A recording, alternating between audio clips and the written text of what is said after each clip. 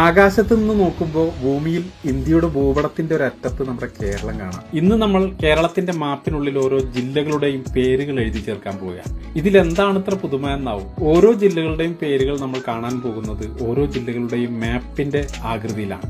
നിലവിൽ നമുക്ക് കിട്ടുന്ന മാപ്പിന്റെ ആകൃതിയിൽ മാറ്റം വരുത്താതെ ഓരോ ജില്ലകളുടെയും ഉള്ളിലാണ് പേരുകൾ രൂപപ്പെടുത്തുന്നത്.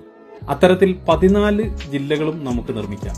ഫോട്ടോഷോപ്പിലാണ് ഇതിന്റെ ആദ്യം ഒരു സ്കെച്ച് വരച്ചെടുക്കുന്നത്. പിന്നീട് അതിനെ നമ്മൾ ഒരു കളറിലേക്ക് മാറ്റുകയാണ്. ഈ കാണുന്ന വലുപ്പത്തിൽ മൾട്ടിവുഡിലേക്ക് CNC കട്ട് ചെയ്തെടുത്തിരിക്കുകയാണ്.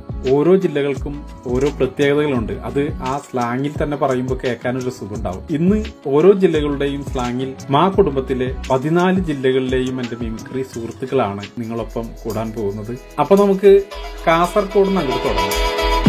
സപ്തഭാഷ സംഗമ ഭൂമിയല്ലേ നമ്മളെ കാസർഗോഡ്. ആ ബേക്കൽ കോട്ടേന്റെ വീട് കാണാൻ തന്നെ എന്തൊരു പാങ്ങുണ്ടപ്പാ. നമ്മള് കണ്ണുകാരാന്ന് വെച്ചിട്ട് നിങ്ങൾ പേടിക്കൊന്നും വേണ്ടേ. നമ്മള് ഭയങ്കര പാവങ്ങളാ, അതുപോലെ തന്നെ ഭയങ്കര സ്നേഹമുള്ളവരാ. മൊഞ്ചുള്ള അലുവിൻ ബിരിയാണിയും കിട്ടണ ഞമ്മളെ കോഴിക്കോട്.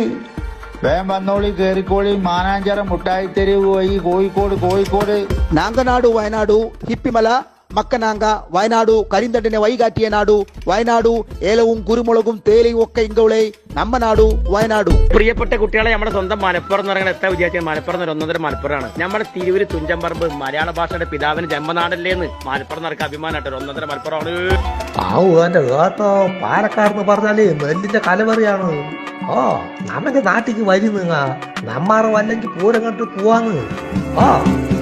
നമ്മുടെ തൃശ്ശൂരല്ലേ സാഹിത്യം, സംസ്കാരം, കല മുട്ടണ്ടാട്ടാ ഗഡികളെ. കേരളത്തിന്റെ സാംസ്കാരിക തലസ്ഥാനാണ് തൃശ്ശൂര്. പിന്നെ നമ്മുടെ തൃശ്ശൂർ പൂരം എന്തൊട്ടാ.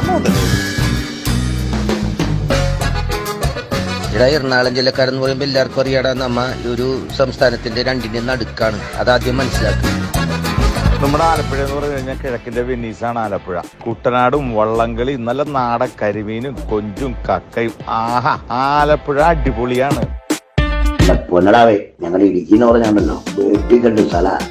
ഇഷ്ടംപോലെ ഡാമുകളും മലനിരയിട്ടുള്ളതൊന്നും സ്ഥിരം സ്ഥല കിടക്കും.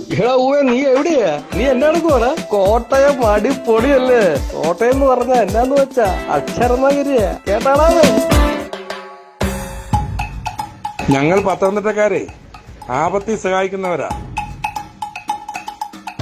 എടേ, എന്തുവാടേ ആളിയാ നീ ഈ പറയുന്നേ? അണ്ണാ കൊല്ലം വെച്ചാലുണ്ടല്ലേ, കൊടുത്താ കൊല്ലത്തും കിട്ടുമെന്നാ. തല എത്ര ജില്ലകളുണ്ടെങ്കിൽ എന്ത്, തലയെങ്കിൽ തിരുവനന്തപുരത്ത് അല്ലേ.